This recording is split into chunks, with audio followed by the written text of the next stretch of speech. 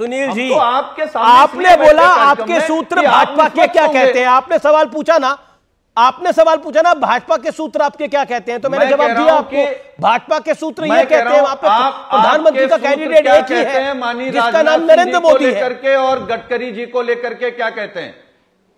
हम दो नाम पूछ रहे हैं, उसके सूत्र बताइए। ठीक है, शहजाद पूनावाला ज्यादा जानकारी देंगे। शहजाद पूनावाला। देखिए, अभी मेरे भाई सुनील जी ने एक अच्छी बात की। उन्होंने कहा कि अगर संविधान और ग्रंथ में चुनना हो तो हम संविधान चुनेंगे।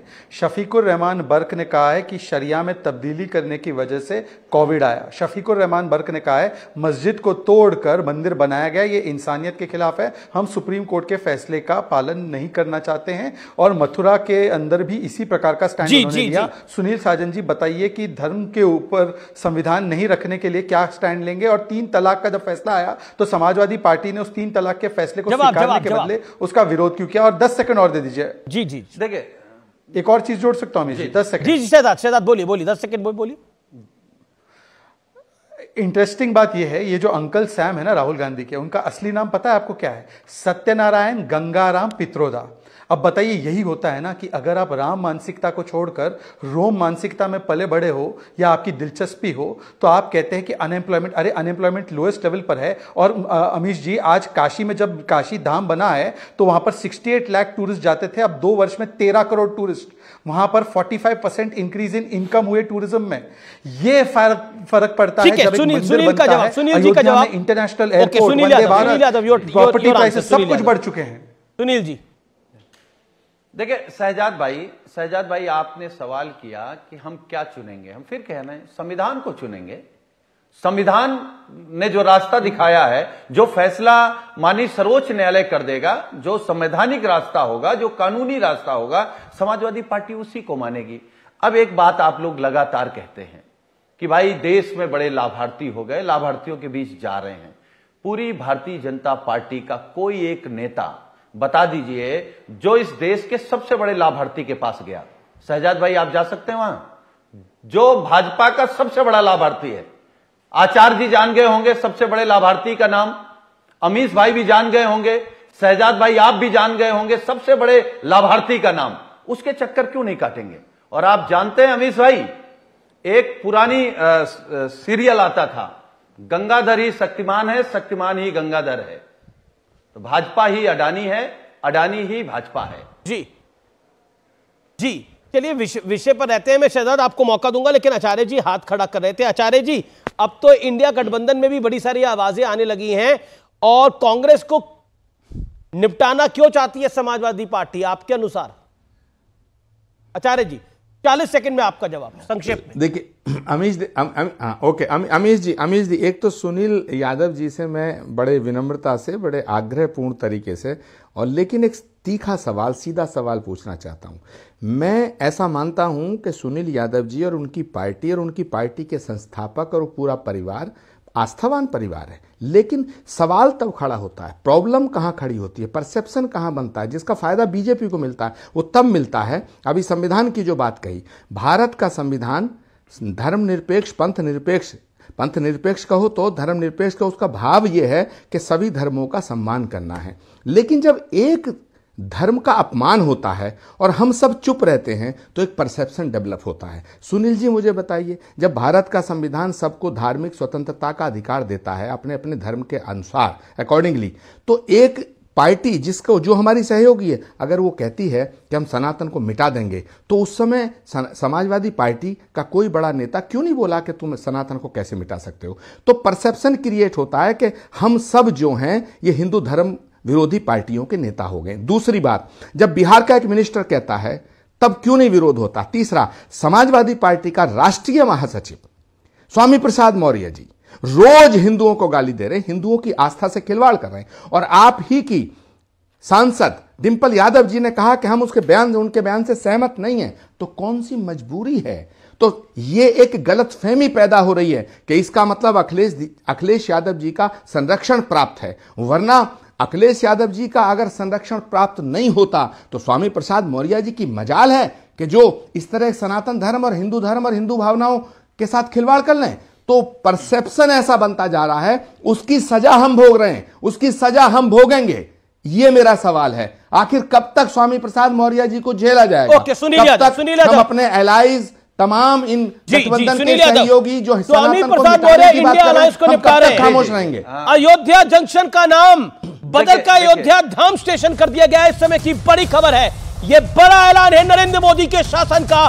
22 जनवरी को प्राण प्रतिष्ठा होनी है, उससे पहले अयोध्या जंक्शन अब अयोध्या धाम के नाम से जाना जाएगा।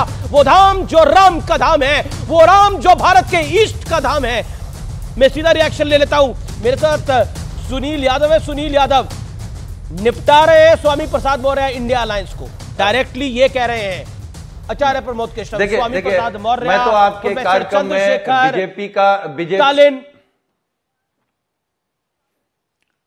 देखिए अमीश भाई, मैं तो आपके कार्यक्रम में बीजेपी के सवालों का जवाब देने आया था, लेकिन आचार्य जी ने अगर सवाल किया है तो स्वाभाविक है मैं उसका जवाब दूंगा। देखिए, पहली बात तो यह है कि हमारे नेता माननीय अखिलेश यादव जी कोई देश के खिलाफ बोले, किसी जाति के खिलाफ बोले, किसी धर्म के खिलाफ बोले, किसी मजहब के खिलाफ बोले, ये बिल्कुल इजाजत नहीं देते हैं। और मुझे लगता है कि हमारे नेता को आचार्य जी बेहतर जानते हैं। उन्होंने स्वीकार किया वो आस्थावादी हैं, धर्म को मानने वाले हैं, परंपराओं को मानने वाले हैं, रीतियों नीतियों को मानने वाले हैं।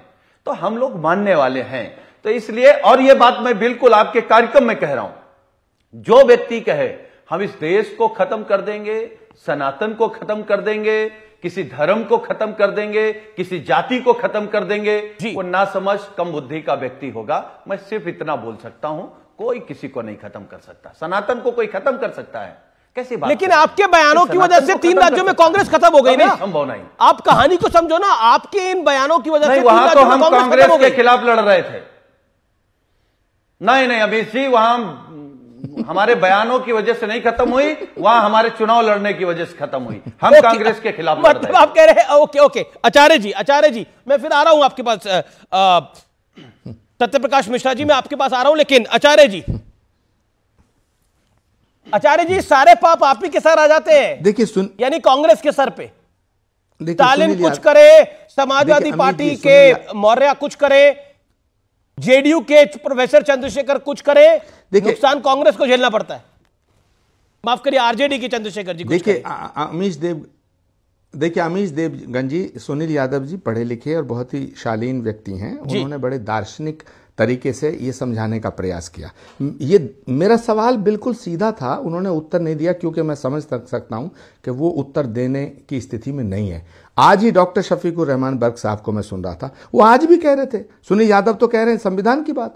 भाई, संविधान के तहत दिए हुए अधिकार से ही तो सुप्रीम कोर्ट ने फैसला किया, तो अब जब फैसला हो गया तो सबको मानना चाहिए। उन्होंने आज भी कहा है कि नहीं, हम नहीं मानते इस फैसले को, फैसला ही गलत है। अरे भाई, इसका क्या मतलब है? और वो सांसद हैं आपके। ऐसे ही स्वामी प्रसाद मौर्य जी रोज बोल रहे हैं। जिस बात को डिंपल यादव जी ने खुला एकदम विरोध किया, या तो आप मुझे बताएं डिंपल यादव जी गलत हैं, या बताएं स्वामी प्रसाद मौर्य गलत हैं।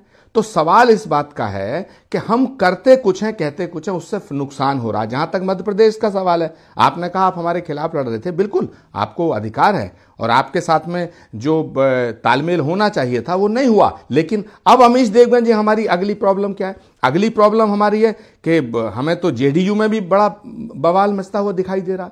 तो सवाल इस बात का है कि कांग्रेस पार्टी, उत्तर प्रदेश समाजवादी पार्टी, हमारे भाई बैठे हैं, बहुत मेरे प्रिय अनुज हैं, बिल्कुल ये हमें कुछ नहीं देना चाहते।